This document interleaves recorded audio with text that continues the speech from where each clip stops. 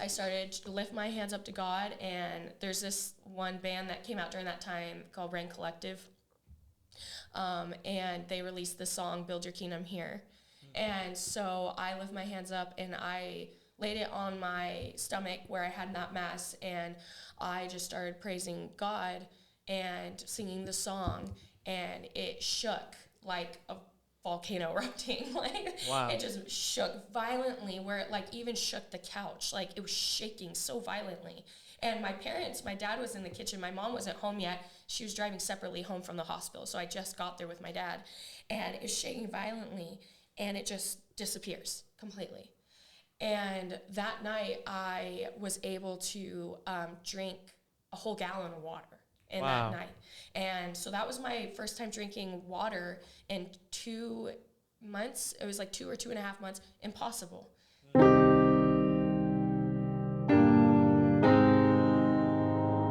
Hello everyone, welcome back to another Source with Richi, and today we have the beautiful couple, Travis and Megan. Welcome, guys. Hey, Hi. thanks for having us. Yeah. Thank you for taking your time and being here today and sharing your stories of hope. So, can you guys describe who is Megan, who is Travis? I'll let my wife go first. My name's Megan Youngs, and I'm 29 years old. I am a mother of 3 kids, and I stay home with them, also homeschool them. And here's my husband. My name's Travis. Travis Young's obviously. Yeah, so really she's my rock. If I didn't have her, life wouldn't be the same. We've just trusted in the Lord for a long, long time. My story is multifaceted, I'd say. One of the things I've had a mental health journey for sure. I was medicated from age 7 to like 18, and that was really hard. But then I've been off of medication for about 10 years, and ever since I found the Lord, probably about 10 years ago, I really just trusted in Him and leaned into Him. Thanks to her and her family, I've really gotten to where I want to go by trusting in Him and allowing my brain to be a beautiful place and to allow my ADHD to be my superpower rather than my crutch. So.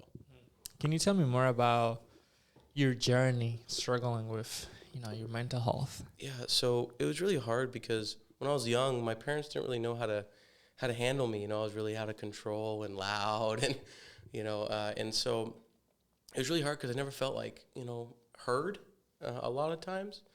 But and that was really difficult. But then being medicated was difficult too because I was medicated so I could focus in class. And then I was also medicated to go to sleep at night, too. And I had seen a psychiatrist for those many years as well. And, she was really just trying to tell me that was the right thing, And my parents didn't know any better, But then when I rebelled really hard because afterwards I was like, I don't want to take these pills anymore, man. I know they're not good for me. So I stopped taking the pills, started medicating with marijuana, and really went down the wrong path in life for a while.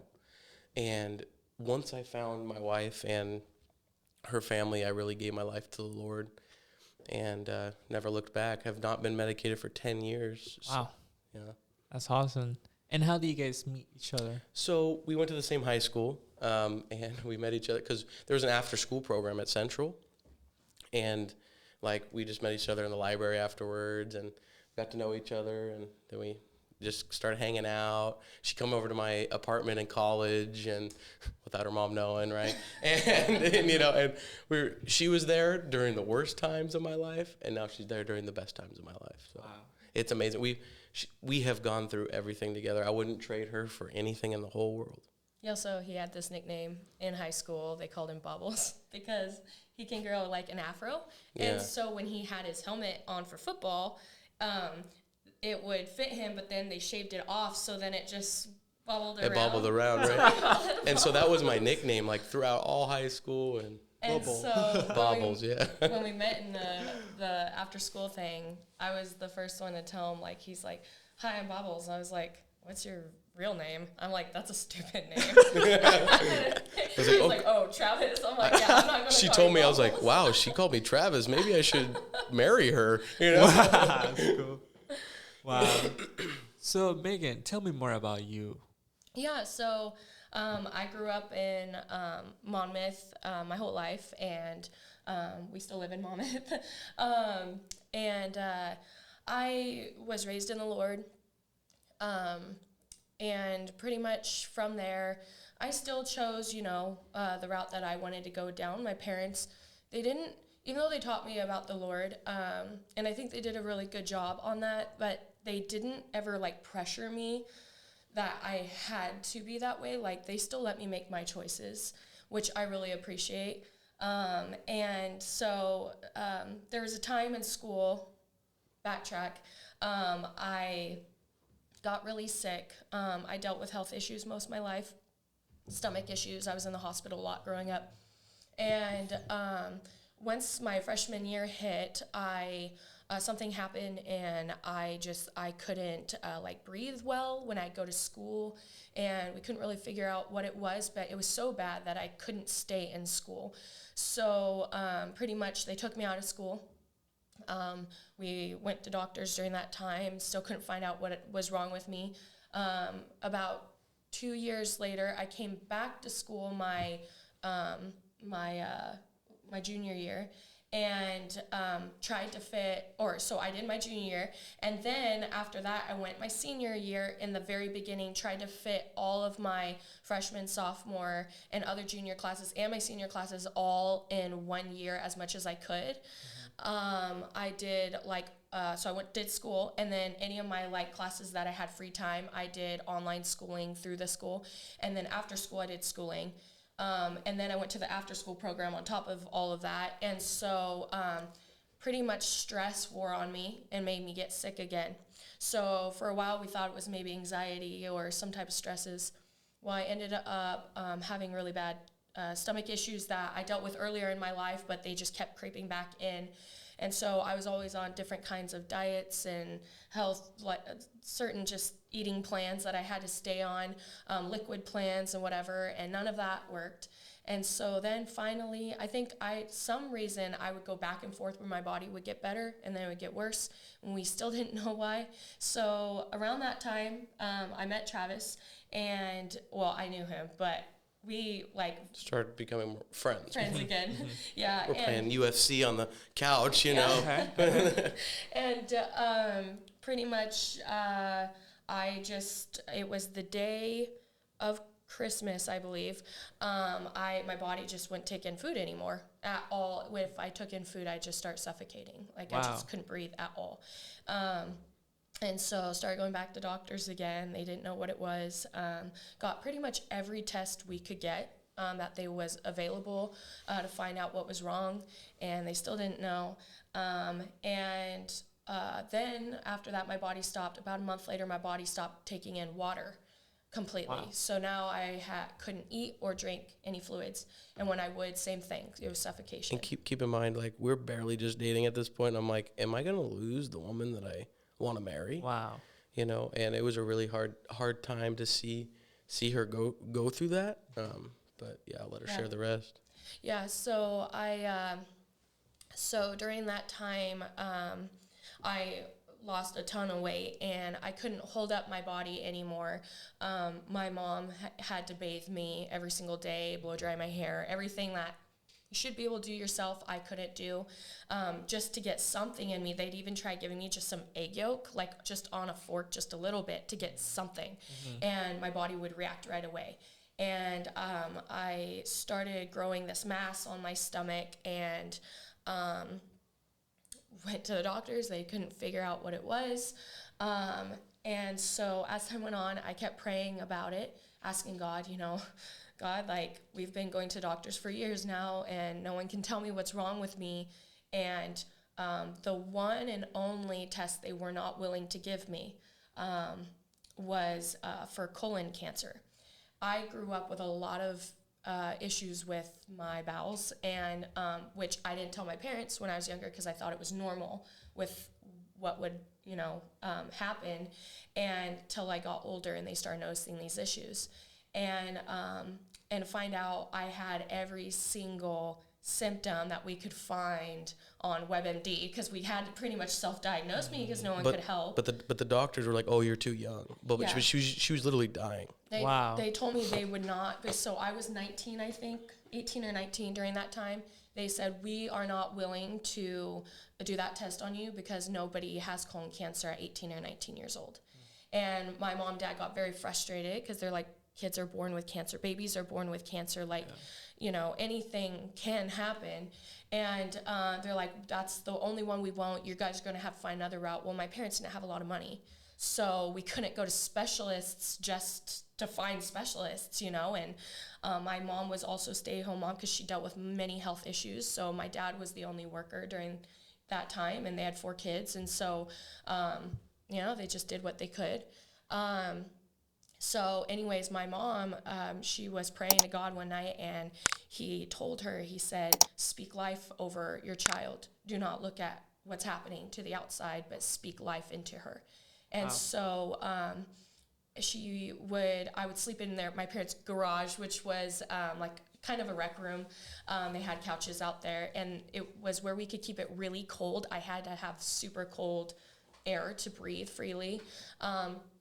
So she and my dad would go out there anytime they could and lay hands on me, and they would pray, and they would sing hymns, and they would speak verses from the Bible that was life over me, that my body, even though my body looked like it was dying, that my body will be healed in Jesus' name.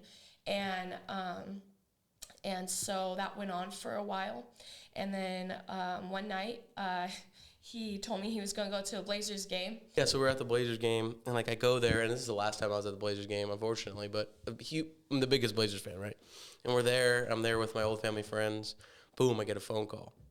Like, oh, crap, you know, my girlfriend's in the hospital. I'm like, well, and I call my dad, hey, come get me, you know, I'm going to go down. I'm going to, all the way from Portland, all the way down here to Salem to go see her. Yeah, so I, that night I ended up having a seizure because my body was so dehydrated.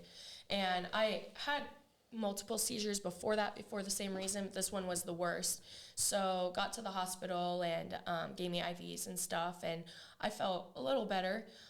They released me, and I went home that night, and my body didn't feel like I'd make it through the night. Like, I just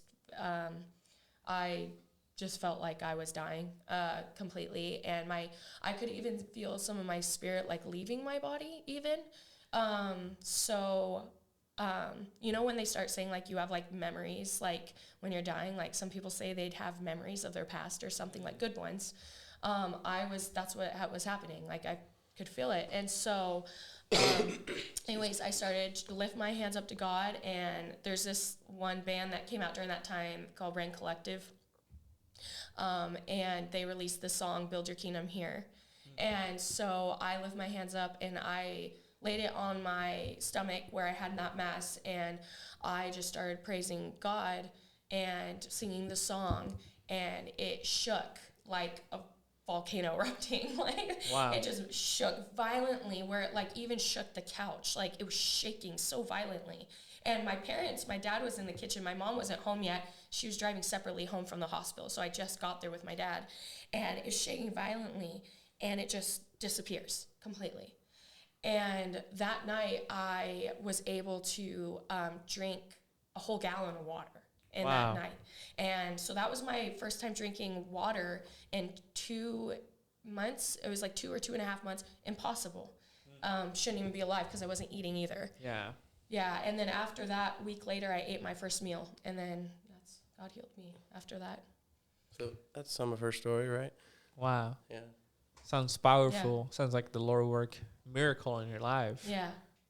Yeah. So, yeah, it was pretty amazing. Well, and then, you know, like obviously this is all, like, we have a lot of different things in our past, you know, but, like, that was obviously kind of heavy, you know, but, you know, I see all these things as I'm a young believer, right? And I'm like, what the heck, you know, like, uh-oh, you know, I'm like, what's going on? I thought I was going to lose my girlfriend, you know, I'm like, great, you know, but that God had a different plan, you know, and, you know, because of the stomach issues, you know, the doctors would say that we weren't able to have kids, you know, and I always wanted kids. I don't really know if she always wanted kids, but I always wanted kids because I grew up family first. And so, but, you know, fast forward, we have three beautiful children, you know, Luke, Isaac, and Haven. And, you know, childbirths weren't easy, you know, definitely a lot of prayer in those rooms, and we've just gone through a lot of different things as a married couple, even in our young life, that we had to rely on God. It wasn't like it was just a compartmentalized part of my life. It had to be the entire life. And that's why I was so passionate about sharing our stories or sharing Jesus with people in the workplace. And I would get in so much trouble, dude. I would get in so much trouble. I'd be like telling me, yeah, man, hey, look, the Lord's done this and this, man. Like, he can do this for you. Like, trust in him, read his word, and they'd be like, hey, it's not the time, man. You need to, go get back to work. I'm like, all right, And so it's cool because now with where I work, it's really cool because I'm able to encourage the younger guys that I'm in charge of, and I'm able to pray with them. I'm able to lift them up. I'm able to pray with anybody who comes in that has a need. Like, it's not just a barbershop. It's a beautiful ministry. Tell me more about that ministry. Yeah, so like John David and his wife are absolutely amazing. Susie knows Megan from youth group back in the day, and it's called Faded Ink. It's obviously a barbershop, but I run Faded Junior. It's a kids barbershop. We serve age 1 to 11, both boys and girls there. But the opportunities that we've had to pray with people, to pray with the employees, the customers, has been just absolutely amazing. We're doing something way different. Not just that, but like the blueprint that we're laying out for this company is going to be huge because God is in control of it and not us. That's powerful. Yeah. I'm glad that you guys are making a difference for the younger generation coming up and sharing the gospel with them. Because, like when I rebelled and was partying and drinking and smoking, right? Like, those are the type of people that we've employed, right? In a roundabout way. We didn't know that. But I've been trying to encourage them, like, hey, lean into the Lord. I know you were taught, and it's funny because this one kid named Frankie, like, he reminds me a lot of myself when I was younger, and I'm really pouring into him, trying to encourage him in the Lord and just keep pushing through because God will redeem you, like you can get through it, and most of my life has been perseverance, seeing things and just continuing to lean into God and trusting my beautiful brain that God gave me. Amen. Yeah, I'm curious about, business and, if someone is listening or watching to this podcast and one of their dreams is to start their business, what would be your advice to all of them? My advice, first and foremost, would be to trust Jesus and pray about it. But secondly, find a mentor. Find a mentor that's already done it and then get some wisdom from them. Because luckily, when we were kids, they taught us to surround yourself with the right association of people so that you can become like them and influence people. Well, because of Amway, because of the network marketing company we've been in for 5 years, I can say that those mentors have taught me how to think about business in a way different way than I didn't go to business school, but now I employ people who have degrees, right? So it's kind of a all-encompassing thing. I was taught by Worldwide Group to think a different way, and I'm very thankful for that. Like, one of my mentors named Derek, I'm going to meet with him for lunch after this, Derek and Jesse and Taras, and these men who shared with me about business, and they would just give their time to me. Derek would give his time to me when it didn't make sense, and just pouring into my life and sharing with me how you're supposed to run a company. So find a mentor that's doing what you're doing, and he'll help you. I mean, the cool thing is, with this barbershop, I'm not even a barber, man. I just love the Lord, and I love business, and I love building businesses. And this is a great opportunity for me to share that with everybody. What have you learned in your journey? Like, what mistakes did you make on your journey? Okay, so one mistake, if it's not your own company, don't use your own money. That's one mistake. Yeah. So hey, look, other people's money, other people's debt, right? Because you have to be able to leverage things, but it takes a village, man. It takes a team. It takes a community. That's what I've learned. You're supposed to fail forward. We're all going to fail. If you just fail forward and learn from that mistake, because I made one running a different company, but it grew me. It grew my brother and I and my dad. It grew us. And to see because of the stories we've gone through, to see my immediate family has given their life to Christ because of the hardships that I went through when I was a youth. So I'm very thankful for that, and I'm very thankful for making mistakes, dude, because if I wouldn't have made those mistakes, then I wouldn't have known what it's like to correct them and keep pushing forward. Yeah. Yeah, it's really cool. Yeah. Sounds like you learned from your mistakes. I did. And using your own money. yeah, dude. If it's your business, use your own money, obviously. Okay, yeah.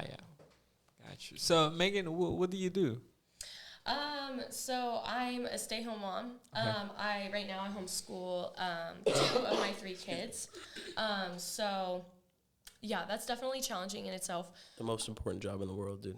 A mom. You know, I think nowadays, when I was growing up, I think that even though I feel like there's a lot more maybe parents that work now than even when we were growing up, at the same time, I think people have more appreciation for when you can stay home or when you can homeschool just because of society and what's been going on in society.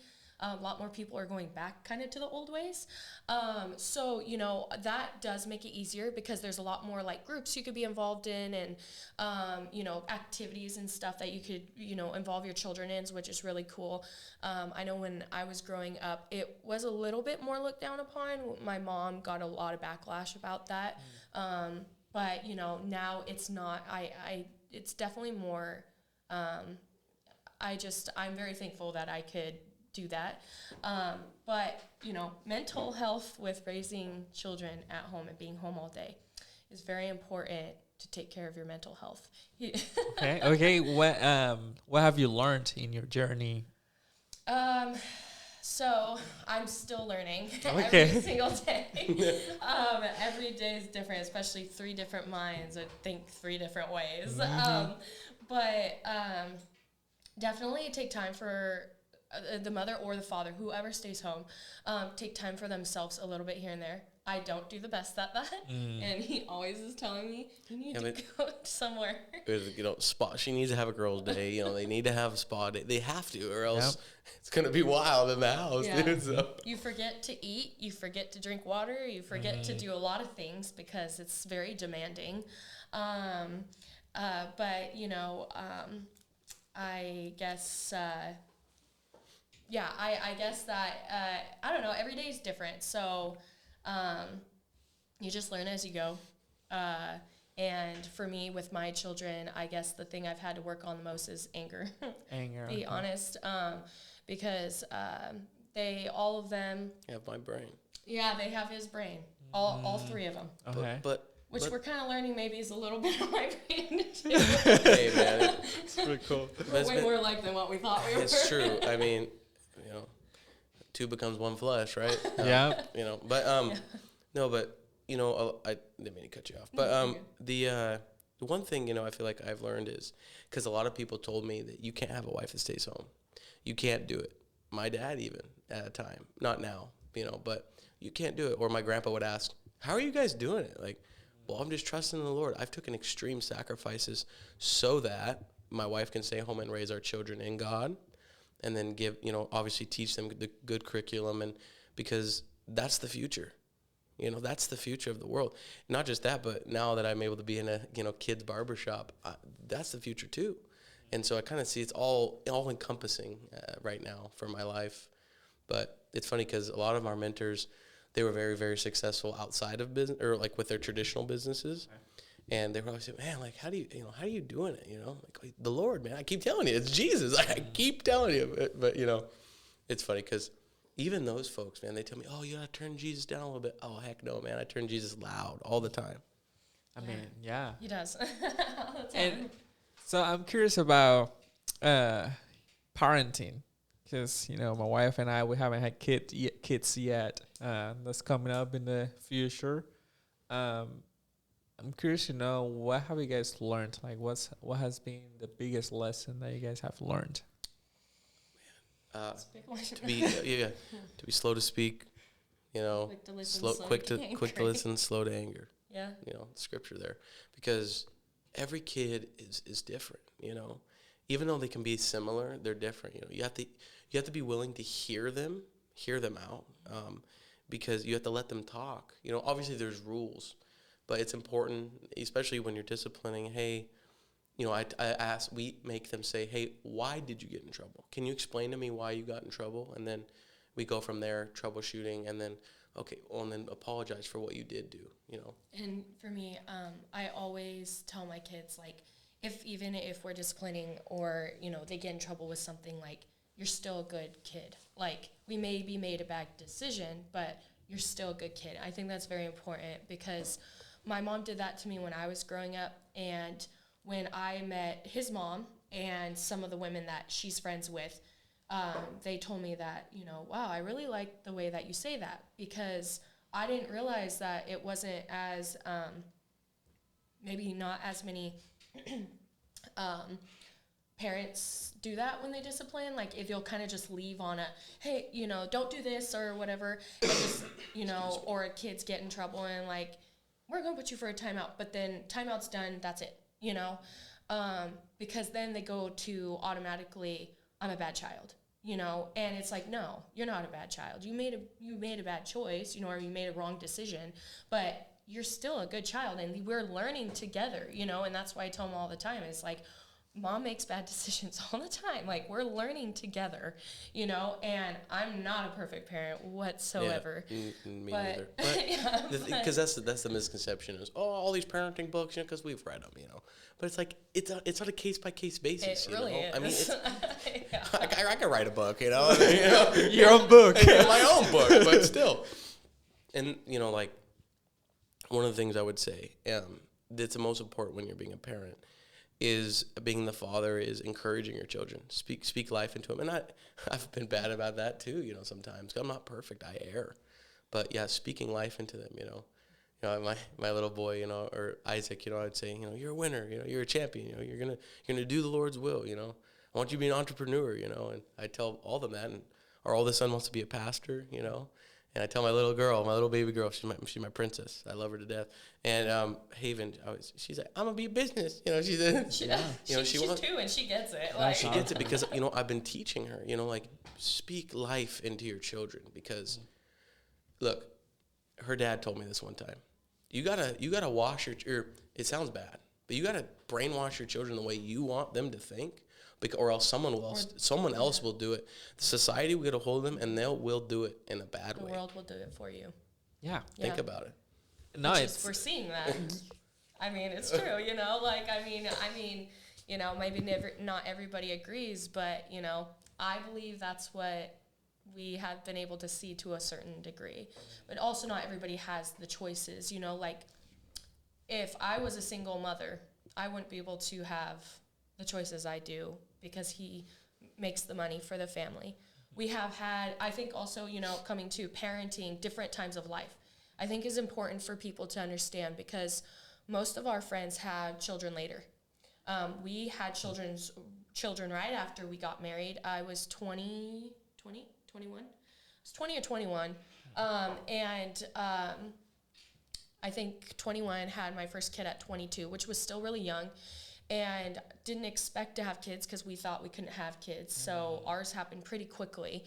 But, you know, most of our friends had them later. And being young and trying to figure all that out is difficult. I feel sorry for teen parents because, I mean, hopefully they have support that they, you know, hopefully they have some support from home, you know.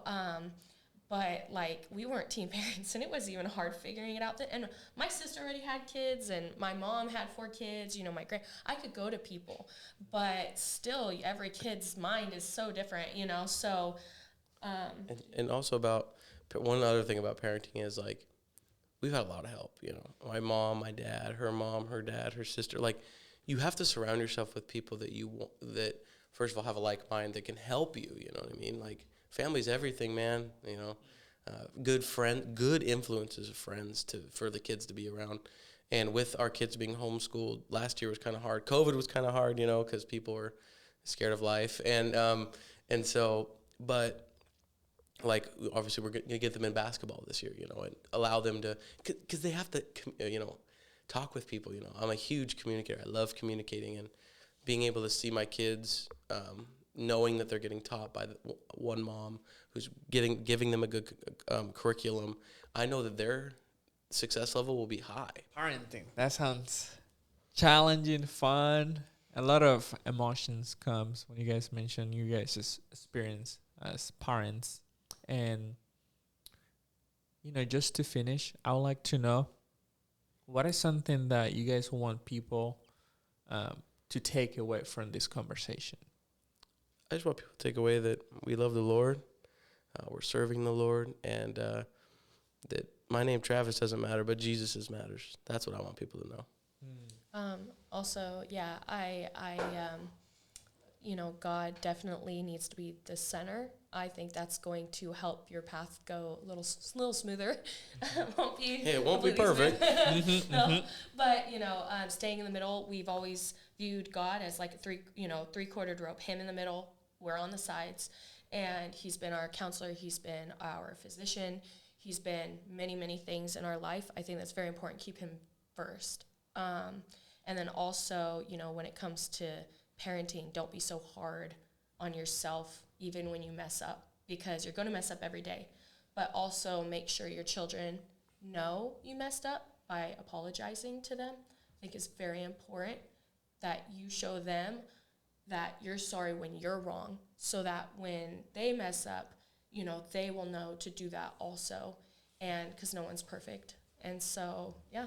I wonder, how do you think your experience has helped you of having kids at a very young age? Like, what benefits do you see from that? I think it's helped me to maybe mature in a,